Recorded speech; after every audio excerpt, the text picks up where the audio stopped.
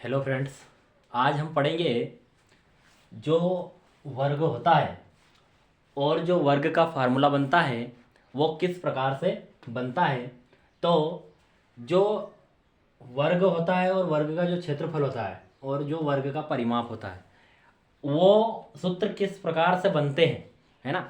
वो चित्र के माध्यम से आज हम समझेंगे कि वर्ग का क्षेत्रफल का जो फार्मूला होता है वो को कैसा होता है और जो परिमाप होता है वो कैसा होता है ना। तो सबसे पहले हम समझते हैं कि जो क्षेत्रफल होता है, क्षेत्रफल क्या होता है। क्षेत्रफल की जो डेफिनेशन होती है वो क्या होती है।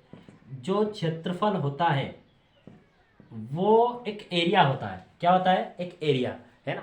सिर्फ एरिया, अगर जो वर्ग वर्ग है, वर्ग की चारों भुजाएं समान होती है। इन जो साइड्स को भुजा बोलते हैं। तो वर्ग में चारों भुजाएं समान होती है ना। तो जो वर्ग का जो क्षेत्रफल बनता है, वर्ग का जो क्षेत्रफल बनता है, पिछली वीडियो में मैंने आपको आयत का क्षेत्रफल और आयत का परिमाप के फार्मूला सिद्ध करना बताया था। तो उसी प्रकार हम सिर्फ जो वर्ग होता है उसकी दोनों भुजाएं को लेते हैं सिर्फ, है ना। मतलब इस साइड की और इस साइड की, बस इन दोनों को लेने के अलावा अगर ये दोनों सेम है तो ये दोनों भी सेम ही होती है। और आपको मालूम है कि जो वर्ग होता है उसकी चारों भुजाएं क्या होती है? समान होती है ना। तो जब भी हम क्षेत्रफल की बात करते हैं तो क्षेत्रफल में सिर्फ दो भुजाएं ली जाती है ना। तो ये भी भुजा है और ये भी भुजा है। तो क्षेत्रफल में हम क्या करते हैं, आयत में क्या किया था हमने, ये लंबाई थी और ये चौड़ाई थी, है ना। और ये वर्ग है तो इसमें दोनों समान है ना। तो इसमें भुजा और भुजा, तो इसमें भुजा का गुणा भुजा से होगा तो अपना जो वास्तविक क्षेत्रफल है वो निकलेगा, है ना। तो जो वर्ग का क्षेत्रफल होता है भुजा गुणित भुजा होता है ना। ठीक उसी प्रकार अब जो परिमाप होता है ना, वर्ग का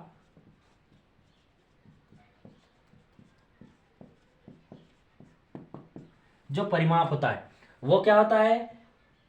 पिछले वीडियो में मैंने बताया था कि जो घेरे की कुल लंबाई होती है वो परिमाप कहलाती है ना। तो जो घेरे की ये पूरी जो लंबाई है ना, इसे पूरा माना जाएगा वर्ग में, है ना। तो परिमाप उसको कहते हैं जो घेरे की जो कुल लंबाई होती है उसको परिमाप कहा जाता है ना। तो इसमें टोटल चार भुजा है। कितनी भुजा है? चार। तो अब इसमें चार का गुणा भुजा से किया जाएगा तब अपने पूरी परिमाप परिमाप ज्ञात होगा, है ना। तो इसमें चार का गुणा किससे किया जाएगा? भुजा से किया जाएगा। तो फार्मूला यही अपना बनेगा, चार गुणित भुजा। तो वर्ग का परिमाप का फार्मूला बनेगा चार गुणित भुजा, है ना। तो इस प्रकार हम फार्मूले को अच्छी तरह से समझ सकते हैं कि वर्ग का जो क्षेत्रफल होता है वो किस प्रकार से बनता है और जो वर्ग का परिमाप होता है वो किस प्रकार से बनता है। वर्ग का क्षेत्रफल भुजा गुणित भुजा होता है और वर्ग का परिमाप चार गुणित भुजा होता है ना।